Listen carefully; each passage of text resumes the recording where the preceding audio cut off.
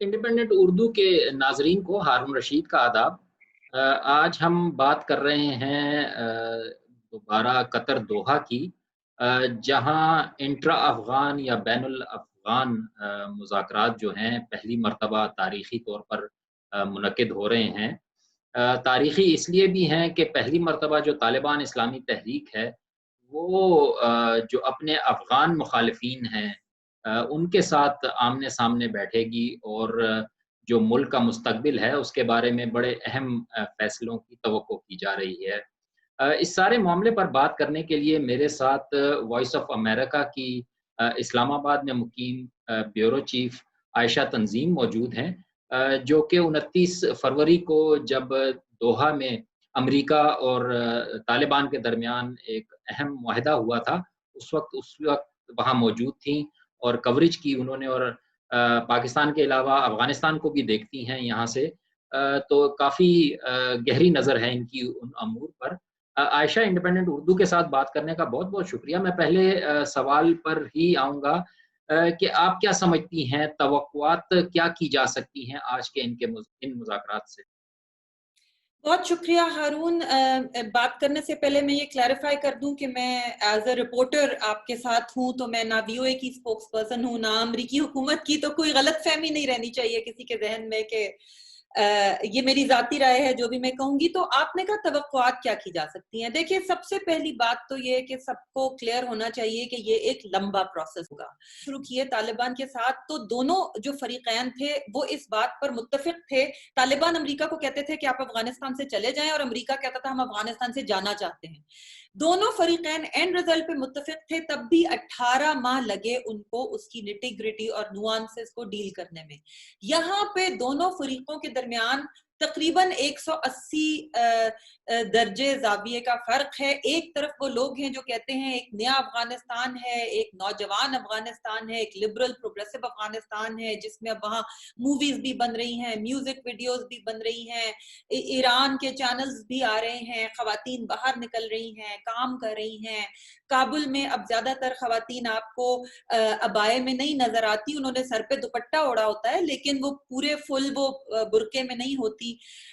जबकि तालिबान दूसरी तरफ एक इस्लामी शरिया के नफाज की बात करते हैं और शरिया की इंटरप्रिटेशन उनके जहन में एक सख्त गिर इंटरप्रिटेशन है।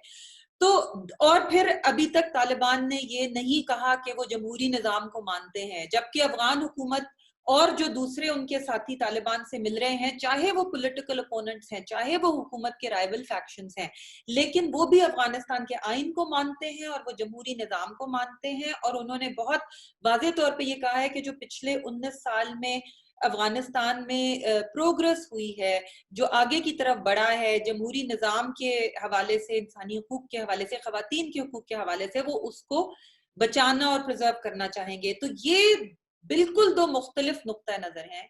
ये लोग आपस में मिलके बैठेंगे तो कोई ये ना समझे कि एक या दो या तीन या चार मुलाकातों में बात तय हो जाएगी।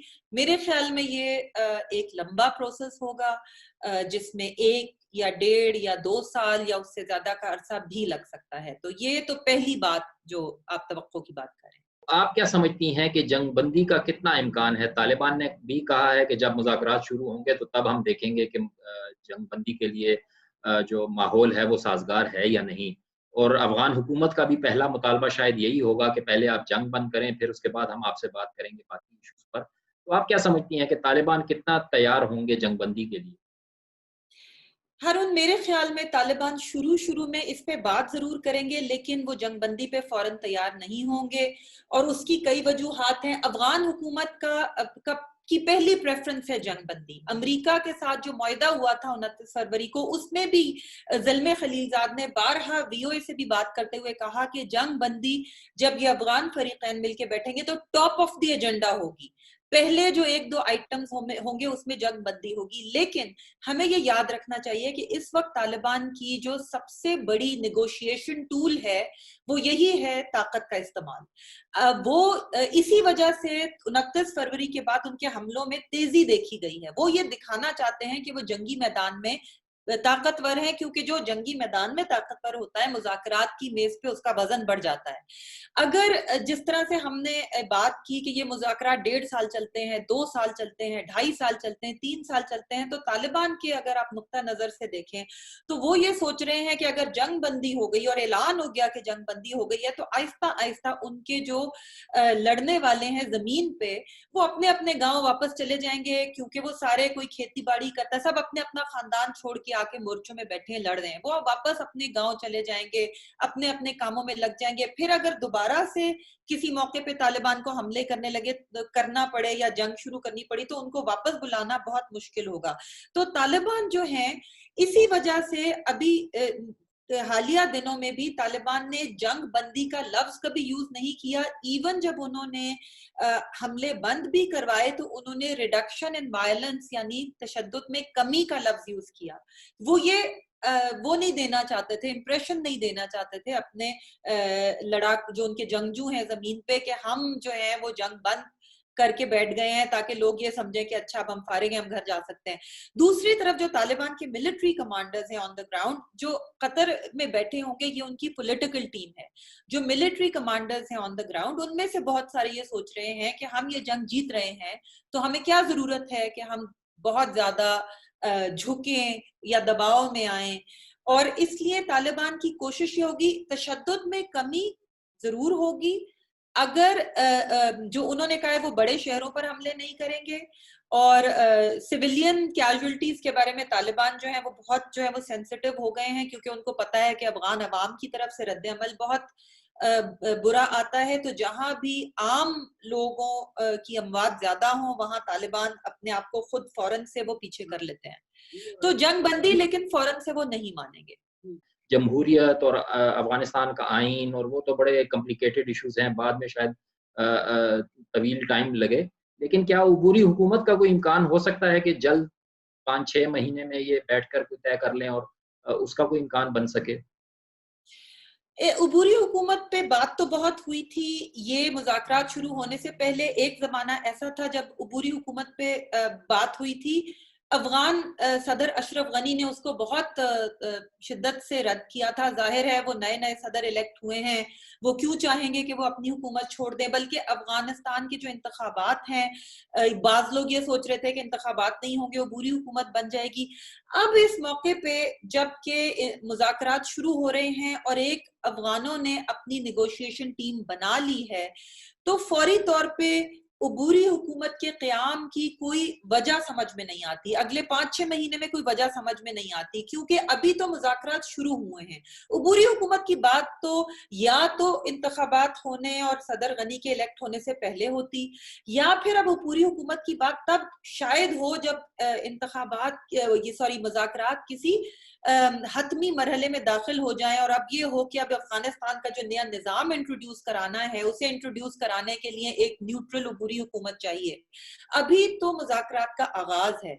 अभी तो मुझे कम से कम सेंस नहीं समझ आती कि 5-6 महीने में उबूरी हुकूमत बना के अब तालिबान क्या हासिल करेंगे, क्योंकि अब्दुल्ला के साथ भी जो भी सदर गनी के तफरीक थी या जो भी उनका आपस में था, वो उन्होंने हल कर लिया। अब डॉक्टर अब्दुल्ला जो है वो वो नेशनल रिकंसिलिएशन की जो काउंसिल है उसको अब वो हल करें। तो जो अफगानिस्तान के अंदर बहुत ज्यादा एक सदर गनी के खिलाफ एक तफरीक थी, वो किसी हद तक अब काबू में आ गई है। अगर ये मुज़ाकरात आगे बढ़े और बात ये हुई कि निजाम बदलना है या नया निजाम इंट्रोड्यूस कराना है, उस मरहले तक बात चली गई, तो शायद फिर उबूरी हुकूमत तक बात पहुंचे। अच्छा आयशा, एक सवाल ये भी है कि इन मुज़ाकरात से चंद रोज़ कबल जो अफ़गान मुज़ाकराती टीम है और जो अफ़गान तालिबान का जो कतर में दफ्तर है, सियासी दफ्तर, उसके जो तर्जुमान हैं उसको भी तब्दील कर दिया गया है। ये तब्दीलियाँ क्या बताती हैं? कुछ लोग कहते हैं कुछ पावर स्ट्रगल तालिबान के अंदर है, या जो सरबराह हैं वो अपनी गिरफ्त मजबूत करना चाहते हैं, है क्या? अंदर की कहानी क्या है? देखिए, इसमें 2 किस्म की बातें सामने आ रही हैं। एक बात तो ये है कि افغان طالبان کی جو ٹاپ لیڈر ہے اس کے درمیان کچھ ٹسل چلی، اور اس میں آپ کو یہ یاد رکھنا ہوگا کہ ملا عبد الغنی برادر جو کہ ڈیپٹی پولیٹیکل لیڈر ہیں اس وقت طالبان کے، اور پولیٹیکل ٹیم جو قطر میں ہے اس کے ہیڈ ہیں، وہ طالبان کے ایک بہت سینئر ممبر ہیں، one of the founding members. ملا عمر کے ساتھ مل کے انہوں نے طالبان کو شروع کیا تھا۔ بعض لوگ یہ بھی کہتے ہیں کہ اگر ملا عبد الغنی برادر اس وقت پاکستان کی جیل میں نہ ہوتے جب ہبت اللہ صاحب کا انتخاب ہوا تھا، تو شاید برادر صاحب طالبان کے اس وقت لیڈر ہوتے۔ تو ظاہر ہے کہ ایک اتنا سینئر رہنما، اور پھر جب ان کو وہاں کی پولیٹیکل ٹیم کا ہیڈ بنا دیا گیا تو انہوں نے لوگوں سے کچھ رابطے وغیرہ بھی کیے۔ تو بعض باتیں یہ کر رہے ہیں، کی جا رہی ہیں جو لوگ طالبان سے روابط زیادہ رکھتے ہیں ان میں، کہ شاید کوئی انٹرنل پاور سٹرگل، یا آپ یوں کہہ لیں عام زبان میں کہ شاید عمران خان اور جہانگیر ترین ٹائپ کا کوئی معاملہ طالبان کے درمیان بھی ہو گیا۔ یہ ایک تھیری ہے۔ دوسری تھیری یہ ہے کہ اب یہ مذاکرات ایک ایسے مرحلے پر پہنچ گئے ہیں جس میں طالبان چاہتے تھے کہ اپنی ٹیم جو دوحہ میں ہے وہ بہت سٹرونگ ہو، اور اس بات کو جو ان کے پرانے ترجمان تھے سٹانکزئی صاحب، عباس سٹانکزئی، انہوں نے کہا بھی کہ ہماری ٹیم تو اتنی سٹرونگ ہے کہ ہم وہاں میز پہ بیٹھے بیٹھے فیصلہ کر سکتے ہیں، ہمیں کسی کو کال کر کے پوچھنے کی ضرورت نہیں ہے۔ حالانکہ ابھی بھی ان کو ظاہر ملا ہبت اللہ کو کال کر کے پوچھنے اور اجازت لینے کی ضرورت ہے، لیکن وہ یہ امپریشن دینا چاہ رہے تھے کہ اب ہم نے جو تبدیلیاں کی ہیں اس کی وجہ سے ہماری ٹیم میں، اور یہ کوئٹہ شورا کے اب فار ایگزامپل بہت سارے ممبر ٹیم کا حصہ بن گئے ہیں، تو وہ لوگ جو طالبان کی شورا کا حصہ تھے اب ان مذاکرات کا حصہ ہوں گے۔ تو شاید اس سے ایک تو کنفیوژن ہونے کا چانس کم ہے، شاید ہبت اللہ صاحب نے اپنی جس کو کہتے ہیں کہ وہ بھی طاقت پر گرفت بھی مضبوط کی ہے۔ تو یہ دونوں تھیریز اس سلسلے میں سامنے آ رہی ہیں۔ حکومت کی ٹیم ہے، اس میں پہلی مرتبہ 4 خواتین کو بھی شامل کیا گیا، تو آپ کیا سمجھتی ہیں ان خواتین کی موجودگی سے ان مذاکرات کی ماحول پہ یا آؤٹ کم پہ کیا اثر پڑ سکتا ہے؟ افغان حکومت کی یا آفیشیل ٹیم میں مطلب خواتین تو اب تک طالبان سے جتنی بھی ان آفیشیل ملاقاتیں افغانوں کی ان سب میں شامل رہی ہیں۔ جو ایک ڈائیلاگ ہوا تھا دوحہ میں ہی ہوا تھا امریکہ کی فیبرری کی ڈیل سے پہلے، اس میں بھی خواتین آئی تھیں اور خواتین نے بہت زور شور سے حصہ لیا تھا، بلکہ تب بھی میں وہاں موجود تھی تو وہ ہمیں نظر آتا تھا کہ وہ نہ صرف مذاکرات کے کمرے کے اندر بلکہ جہاں ہال وے میں طالبان جا رہے ہوتے تھے خواتین ان کو گھیر کے کھڑی ہو جاتی تھیں اور بہت ان کی آپس میں بات چیت ہوئی۔ اور تو میرا خیال ہے کہ جو ان کی پولیٹیکل ٹیم ہے ان کو بھی خواتین، ان کو بھی یہ اب اندازہ ہے کہ خواتین اس پروسیس کا حصہ ہیں۔ دوسری بات ایک یہ بھی کہ یہ جو پولیٹیکل ٹیم ہے یہ جو ان کے طالبان کے جنگجو ہیں ان سے اس طرح مختلف ہے کہ آپ اگر نوٹ کریں کہ اس پولیٹیکل ٹیم سے اقوام متحدہ بھی رابطے میں رہتی ہے، مختلف حکومتیں ان سے رابطے میں رہتی ہیں، یہ باقاعدہ ڈپلومیٹس کی طرح مختلف ممالک کا دورہ کرتے ہیں، یہ جاتے ہیں، یہ ملتے ہیں، ان سے ریڈ کراس بھی رابطے میں رہتی ہے۔ تو مجھے جو اس طرح کے بڑے اداروں نے، ریڈ کراس نے اور اس طرح کے اداروں نے بتایا، این جی اوز نے، کہ بھئی اتنا انٹریکٹ کر کر کے وہ کافی ان کو اب عادت پڑ گئی ہے۔ اب آپ اگر ان کی سٹیٹمنٹس بھی پڑھیں جو انگریزی میں آتی ہیں، انگریزی بہت اچھی لکھی ہوتی ہے، کاما فل سٹاپ کی بھی غلطی نہیں ہوتی، وہ سارے الفاظ یوز کرتے ہیں جو کہ بین الاقوامی طور پہ جس کو ہم ہیومن رائٹس کمیونٹی کہتے ہیں، انسانی حقوق کی تنظیمیں جو الفاظ استعمال کرتی ہیں وہ طالبان اپنی سٹیٹمنٹس میں یوز کر رہے ہوتے ہیں افغان حکومت پر الزام لگانے کے لیے۔ تو مطلب بہت ساری چیزیں وہ سیکھ گئے ہیں اور ان کو بہت ساری چیزوں کی عادت بھی پڑ گئی ہے۔ دیکھنے والی بات یہ ہے جس کا کہ اصل میں افغان خواتین کو ڈر ہے کہ جو ان کے وہ جنگجو جو گاؤں میں رورل ایریاز میں لڑ رہے ہیں، جو کہ اس طرح سے نہیں خواتین سے جن کا رابطہ رہتا، کیا وہ جب پاور میں آ جائیں گے، اگر وہ اپنے علاقے میں پاور میں آ گئے تو کیا وہ تمام حقوق دیں گے جس کا دوحہ میں میز پہ بیٹھ کے وعدہ کیا گیا ہوگا؟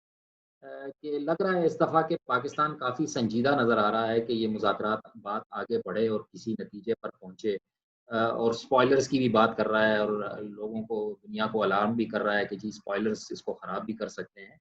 وہ سپوائلرز کون ہو سکتے ہیں اور پاکستان کی تشویش کس حد تک جائز ہے آپ سمجھتی ہیں؟ پاکستان کی نظر میں انڈیا ایک بڑا اسپوائلر ہو سکتا ہے. ضروری نہیں ہے کہ اس رائے سے امریکہ اور افغان اتفاق کرتے ہوں، کیونکہ افغانستان میں انڈیا کے لیے بہت زیادہ گڈ ول ہے، اور بلکہ پاکستان کے مقابلے میں افغانستان میں تو چونکہ سفر کرتی رہتی ہوں، انڈینز کو وہ اپنا زیادہ دوست سمجھتے ہیں، اور اس کی بہت ساری وجوہات ہیں. ایک وجہ یہ ہے کہ افغانوں کا خیال ہے کہ پاکستان طالبان کی مدد کر رہا ہے اور سپورٹ کر رہا ہے، اور اتنے سالوں میں طالبان نے وہاں پہ بہت تشدد کیا ہے.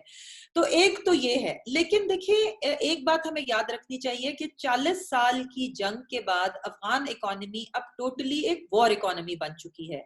جو صرف وہاں پہ ڈرگز کا بزنس ہے وہ ملین نہیں بلین یعنی اربوں ڈالر کا سال کا بزنس ہے.